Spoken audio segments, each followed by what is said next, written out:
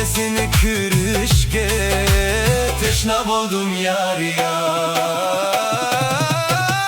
Çakmak yok ki vapsiz Karaymen yaraş kavga Tallap sügen yarımsız Vermeymen talaş kavga Çakmak yok ki vapsiz Karaymen yaraş kavga Tallap sügen yarımsız Vermeymen talaş kavga.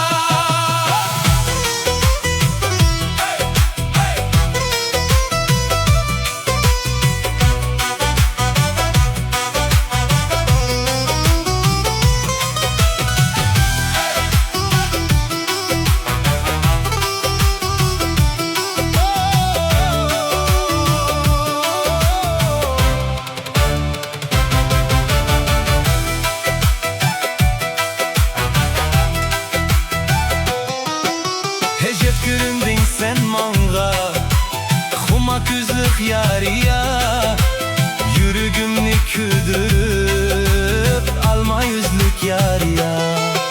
Hecep güründün sen manga Kuma küzlük yarıya Yürügümni küdürüp Alma yüzlük yarıya. Çakmak yok ki vapsiz